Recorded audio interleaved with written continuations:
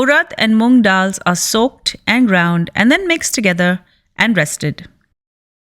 A special liquid is prepared by smoking together cumin and chilies. Hing or asafoetida, curry leaves and ginger is added.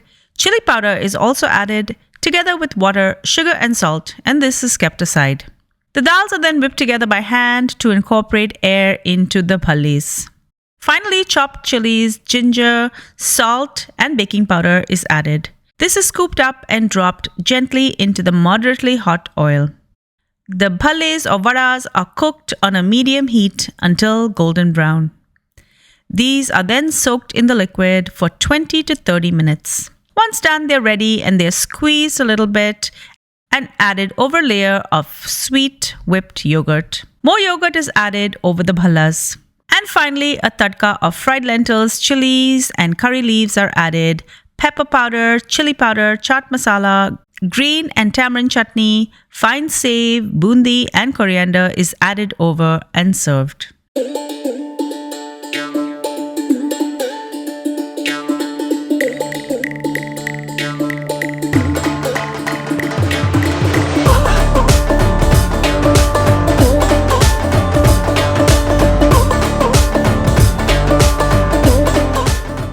I'm going to be using 1 cup of urad dal, and I also have a half cup of mung dal. This is half a cup plus an extra tablespoon that I'm going to use separately. Rinse these thoroughly and wash it under running water. Allow this to soak overnight. After it's soaked, rinse it thoroughly again and drain both of the dals. First, I will grind the urad dal.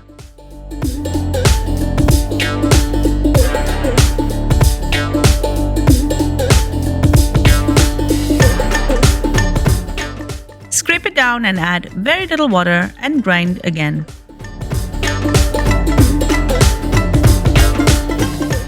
Once this is ground to a smooth paste, remove it and keep it aside. Next, I'm going to add the mung dal. Remove the extra tablespoon that was soaked and keep it aside. Grinding the mung dal is much softer and easier, and you won't have to add much water or probably no water at all.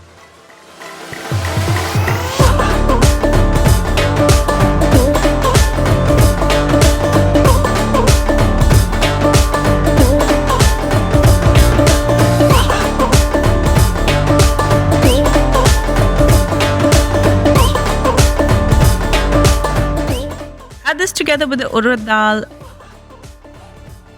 mix it well and leave it aside for 10 to 15 minutes. In the meantime, I'm going to work on all of the other pieces, starting with the tadka. Heat up some oil and add 1 teaspoon of mustard seeds, and I'm going to add the 1 tablespoon of soaked mung dal, and 1 tablespoon of sliced chilies and 1 tablespoon of sliced curry leaves.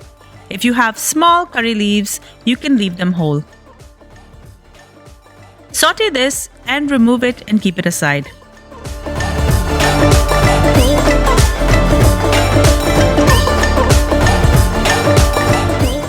In the same pot, I'm going to add some more oil and 6 red chilies. I'm using Kashmiri chilies. Add 1 tablespoon of cumin seeds, a pinch of hing or asafoetida, 3 slices of ginger, and 6 to 8 curry leaves. I'm also going to add 1 teaspoon of red chili powder, and I'm just going to saute this quickly. Before the chili powder starts to burn, add in half a liter of water. And finally add 1 teaspoon each of salt and sugar. Bring this to the boil and allow it to cool. Add another half liter of room temperature water and keep it aside. The batter has been resting. I'm setting a timer to 15 minutes and we're now going to whip it, and the best tool to do this is your hands. Using the tips of your fingers, whip air into the batter in one direction.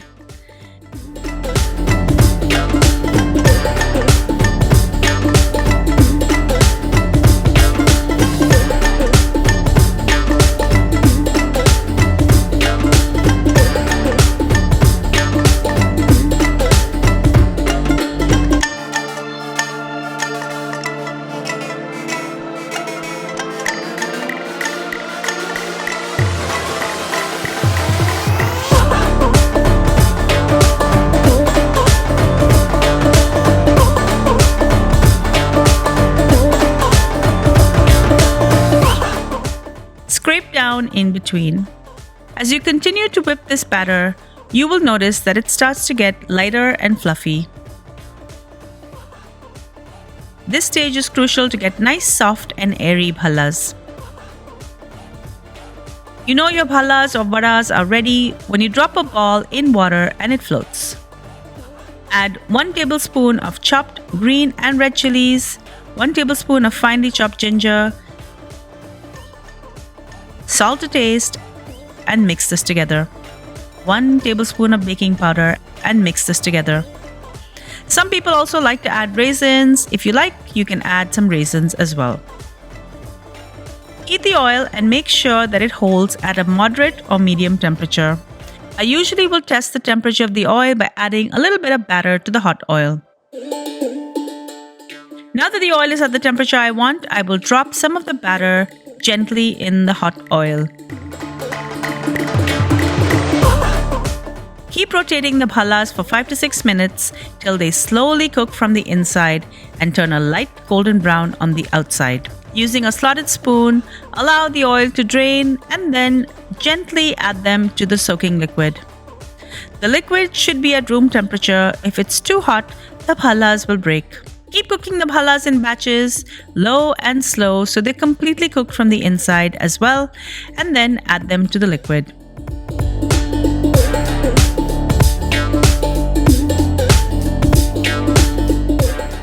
To make more room for the bhallas, I will remove the ones that have had a longer time to soak. You can tell when you squeeze them if they are full of soaking liquid. Squeeze some of the liquid out and keep it aside.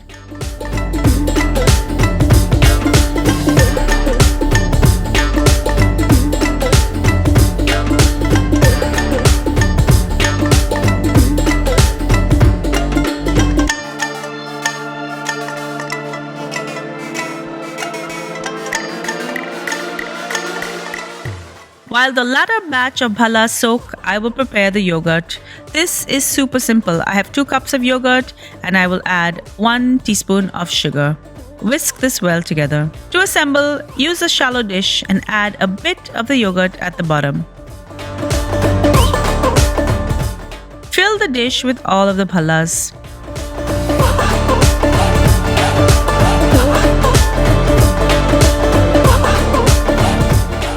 Cover with the rest of the yogurt.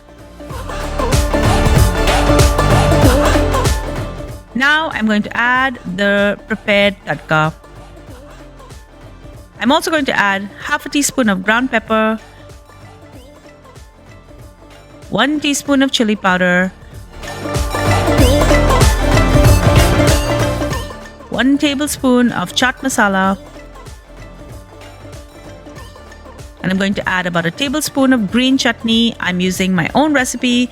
You can find a link on my channel, together with my tamarind sauce, and I will add a tablespoon of this as well.